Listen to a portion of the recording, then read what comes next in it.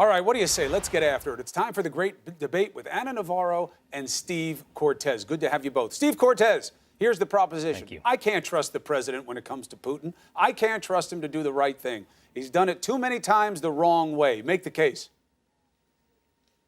Well, I'll tell you this. I think in your last segment, I think you asked for, I believe the word you used was the signature move to show that he's serious in confronting Russia. I'll tell you the signature move.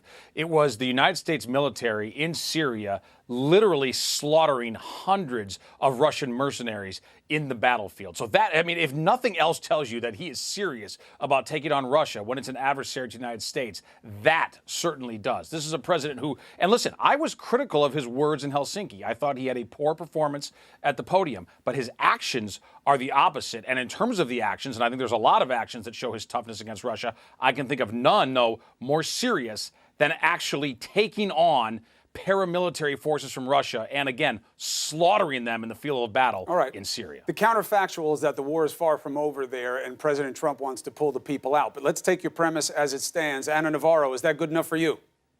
No, of course not. Look, if you take a look at just what's happened in the last 7 days, it should be of extreme concern. It should be disturbing. It should be worried. We should be scared about what's happening here. The breadth and scope of the conspiracy of the Russians with the United States, with the elections, with what's going on in our nation is very, very scary. What have we seen in the last 7 days? We've seen a debacle in Helsinki, a president of the United States slobbering over Putin, a murderous, corrupt oligarch, like if he was a little poodle. What else have we seen? We have seen a Russian spy get detained, arrested, who had worked her way into the NRA and other conservative circles and gotten very close to the Trump circles.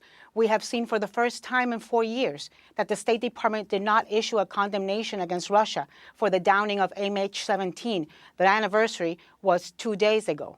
We have seen that this White House is actually considering, has not absolutely ruled out the idea of turning over an American citizen, a former U.S. ambassador, McFaul, to the Russians for questioning because they want him there. I mean, how much more do you want to see? And this is just in the last 7 days. And add to that, what we have seen, the zigzagging of Donald Trump on this, failed cleanup attempt on Isle Russia.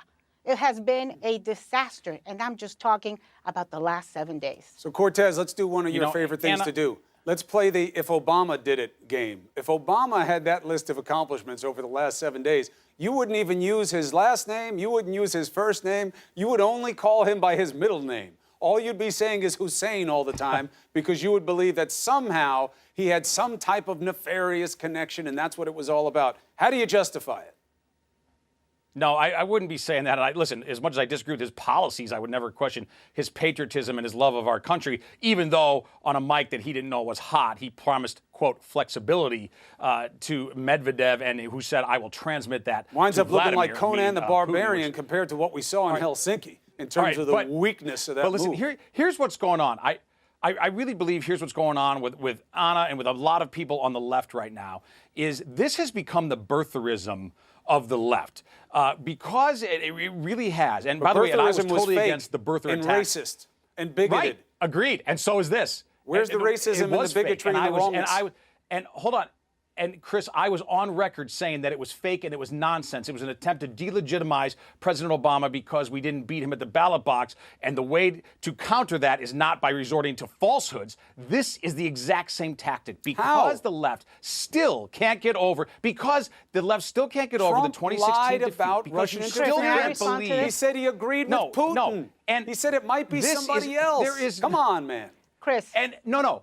Hold on. Let me just say this. That's a key Hold on, word. Anna, weigh in on a point. I don't want to dominate the debate. Listen, every time you are on, Steve, you like to call me part of the left. Let me remind you that I have been a lifelong Republican. Well, you are. Let me remind you that I was a Republican when Donald Trump. Listen, I don't interrupt you. Don't interrupt me. You know I can't stand that. I was a Republican when Donald Trump was a Democrat.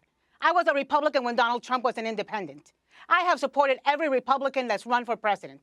And I can tell you today that Ronald Reagan, who had the strength of his convictions when he was confronting Russia during the Cold War, when he was confronting Gorbachev, would be rolling over in his grave today if he saw the behavior of Donald Trump and this administration, and he saw the number of so-called Republicans who turn the other way and somehow find a way to excuse this inexcusable behavior. Look, here's, I think, the reality. There is this idea that Donald Trump is somehow a Russian agent. This is the birtherism of the left. It is. I mean, that is the reality of the situation. And why? And let's be honest about this, Chris, because you and many people still can't believe that he won in 2016. And instead of analyzing you couldn't why believe he won in 2016. and the angst of the American people. You didn't think he was going to win. That's not true. You didn't think he was going to win. I did in the end. It took me a while, but I did in the end, Chris. I did, and I like fought, after the I results fought is when you saw for him to Come on, win. Steve. No, Listen, no, you got to do before better that, than this, my before friend. that, You've never heard me say that Trump is a Russian agent. I get criticized all the time because I practice this I only know what I show edict. I don't know if it's my legal training or just journalism. I don't get into the speculation about what we know. I just say the probe should end. I'm not saying he's a Russian asset. I'm saying that he sat on his asset when he was supposed to be confronting Putin. That's why he went there, to be man-to-man, right. Steve. Remember? Nobody can be in the room, right. One-on-one. And he came out of there and said really bad things that hurt the country, and you know that. So don't put it on me. Don't put it on fake news. No, listen, put it on the president, Chris, where it belongs. And again, I agree with you, and I was very public about that I think he performed poorly at that press conference. Don't say that we think he's a Russian asset. Don't say that. Look, it's not true. Hold on. This is the reason but this is being said all over. Hold on. Not this here. Is being said We're having all a reasoned debate. Media. And you're going to this nonsense. That he is compromised by Russia. The reason people have questions is because it is hard to explain. It is impossible to explain and understand this behavior by a U.S. president to undermine his own U.S. intelligence agencies over and over again. This is a guy who likes to pick a fight with just about anybody. True. He picks a fight with dead people. And yet when it comes to Putin, all we see is deferential treatment. That's the weird part, Steve. So you begin to ask yourself, you have to ask yourself, if you're a reasonable person who is not a cult member, that's the weird part. What is the reason? I mean, it's got to be that he's compromised in some way. Whether it's golden showers or whether it's money laundering. Look, and I don't put any stock in any of that stuff. There has got to be a reason. Because I haven't seen any proof of it. But I'm telling you, the curiosity is contagious because it doesn't make sense on its face, Steve. And you guys think that he's doing the right thing by going on Trump TV to the mothership over on Fox, where they don't ask him any questions, and he gets to lie about whatever he wants, and that's good because it reinforces the base. It doesn't expand the tent. It doesn't reassure the American people, the majority of whom did not vote for him, that he has their best interests at heart. And that's where you should be focused, not on blaming me with birtherism. That's nonsense, Steve.